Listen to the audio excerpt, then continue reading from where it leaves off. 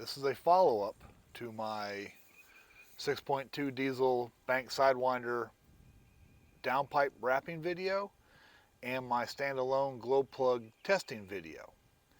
I did all that yesterday. I put it all back together.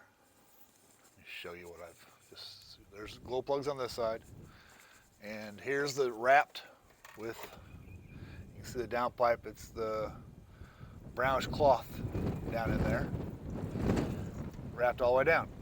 Just the downpipe was wrapped. You can see it kind of down in there. So what I didn't say in that video, I probably should have, but I did mention several times in both the glow plug video and the downpipe wrap video, change all 8 glow plugs at one time.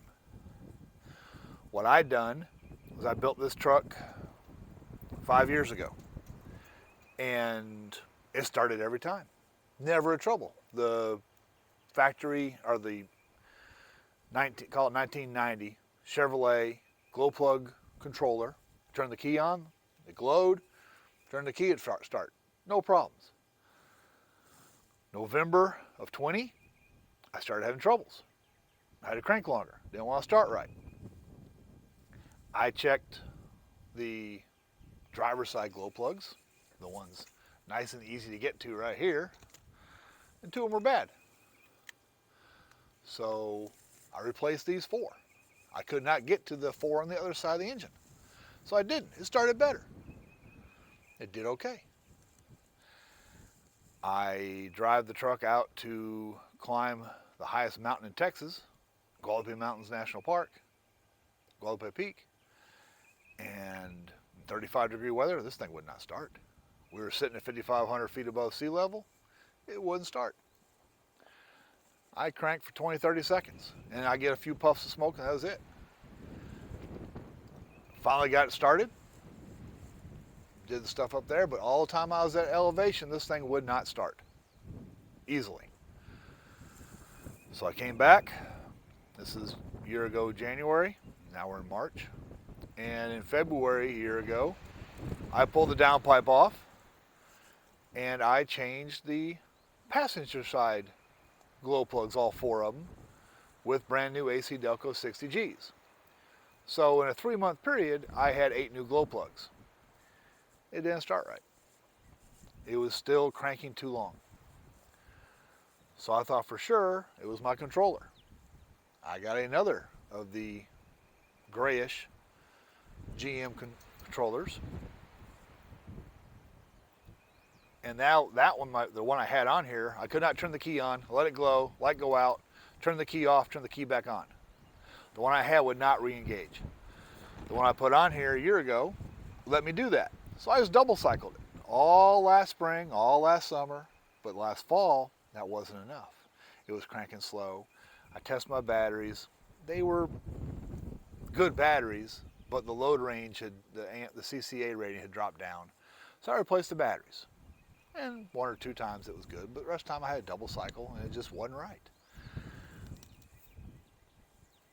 Back around Christmas, I was having all kinds of trouble starting, even warm. When I turn the truck off, go inside the store, come back out 20 minutes later, just crank forever. Not right, but it was cranking slow.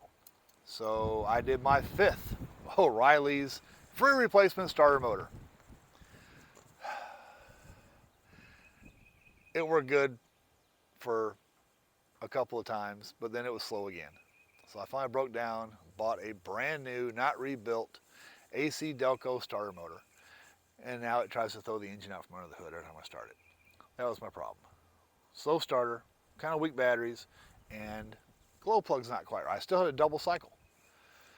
So yesterday, I replaced all 8 glow plugs at the same time and wrapped the downpipe. This morning was only 52 degrees. That's all it went down to. I came out here, turned the key on. It cycled, I counted to 7. When the light turned off, I turned the key on and it fired right up. So 8 glow plugs at one time. What I think happens is if you have bad glow plugs and you put in new ones, or you have worn glow plugs, something causes the older ones to fail. I don't know if they get overloaded. not enough resistance, too much resistance, I don't know. Replace all 8 at the same time. If you replace one, replace all 8. That is the lesson I learned from this. But the really cool thing is the wrapping of the downpipe. It had the Banks supplied, you can kind of see it from this angle. It had the Banks supplied aluminum insulation that's held on by wire ties. It was bulky, it was in the way. I didn't like it. And I had really high under hood temps. After I wrapped the pipe, put it on here, fired it up, my wife and I drove 30 miles to do some shopping. So 30 miles down the highway at 70 miles an hour. My wife says, hey, this thing sounds quieter. I didn't think it sounded quieter, but maybe it was. And we stopped for fuel, went to a restaurant, came back out. I had the engine running, waiting for her to come out with the AC going because it was 84 degrees out then. She walks to the door and says, I smell something burning. So I jump out with my infrared thermometer, thinking it's the wrap on the downpipe I just put on 2 hours before that. I smelled nothing, but I did a temperature check. The valve cover on the engine was 150 degrees. My EGT gauge, with the engine running, says my exhaust temperature was like 320, 325 at that point, with the AC running idling. The outside of the downpipe was 160 degrees. Since my evaporator inlet is right here, and right next to the downpipe, I have a thermometer on my vent, my HVAC vent inside. Normally, when it's 85 degrees out, I will be the vent on the in front of the above the climate control area on the dash, around 48 to 50 degrees. The vents on the passenger side on the dash pad, they'll be about 10 degrees lower. Yesterday, I was at 40 degrees at my vents, and the vents over there were at 30. So the wrapping the downpipe, besides making it under hood temps lower, made my air conditioning 5 to 10 degrees better. That's always good in Texas.